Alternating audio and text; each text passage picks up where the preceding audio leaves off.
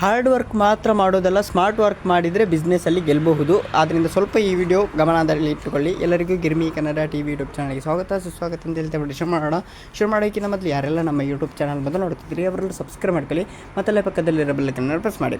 ಬಿಸ್ನೆಸ್ನಲ್ಲಿ success ಸಿಗಬೇಕು ಅಂದರೆ ಭಾಳ ಕಷ್ಟ. ಕೆಲವೊಮ್ಮೆ ಎಷ್ಟೇ ದುಡಿದ್ರೂ ಯಶಸ್ಸು ಸಿಗೋದಿಲ್ಲ.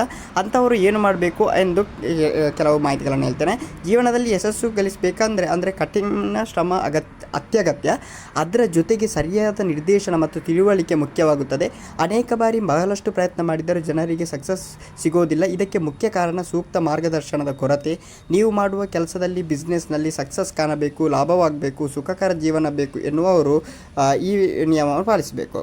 ಬಿಸ್ನೆಸ್ ಮತ್ತು ವೃತ್ತಿಗಳಲ್ಲಿ ಪ್ರಗತಿ ಸಾಧಿಸಲು ಸೂಕ್ತ ಮಾರ್ಗದರ್ಶನ ನೀಡ್ತೇನೆ.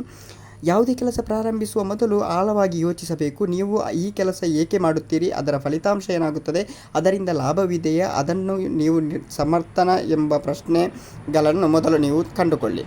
ಇದರಿಂದ ತಪ್ಪು ನಿರ್ಧಾರ ತೆಗೆದುಕೊಳ್ಳುವುದು ತಪ್ಪುತ್ತದೆ. ಕೆಲಸ ಶುರು ಮಾಡಿದ ಆರಂಭದಲ್ಲಿ ಸಕ್ಸಸ್ ಸಿಗೋದಿಲ್ಲ. ಆರಂಭದ ಅಡೆತಡೆಗಳು ಸಹಜ ಅಂತಲೇ ಹೇಳಬಹುದು. ಇದರಿಂದ ಬೇಸರಗೊಳ್ಳುವುದು, ಅನೇಕರು ಸೋಲೊಪ್ಪಿಕೊಳ್ಳುತ್ತಾರೆ, ಭಯದಲ್ಲಿ ಕೆಲಸವನ್ನು ಅರ್ಧಕ್ಕೆ ಬಿಡುತ್ತಾರೆ. ಯಾವುದೇ ಕಾರಣಕ್ಕೂ ಪೂರ್ತಿಗೊಳಿಸುವುದನ್ನು ನಿಜವಾದ ಯಶಸ್ಸು ಎಂದು ಹೇಳುತ್ತಾರೆ. ಅಪೂರ್ಣ ಕೆಲಸ ಎಂದಿಗೂ ಮನ್ನಣೆಯನ್ನು ಸೃಷ್ಟಿಸುವುದಿಲ್ಲ.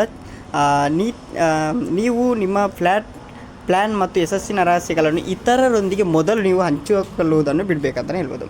ಇಷ್ಟೆಲ್ಲ ತಲೆಯಲ್ಲಿ ಇಟ್ಕೊಂಡು ನೀವು ಪೂರ್ಣ ಕೆಲಸ ಮಾಡಿ ಸಕ್ಸಸ್ ಸಿಕ್ಕೇ ಸಿಗುತ್ತೆ. ಸ್ವಲ್ಪ ಸಮಯ ಆಗುತ್ತೆ, ಸಿಕ್ಕೇ ಸಿಗುತ್ತೆ. Thank you, by.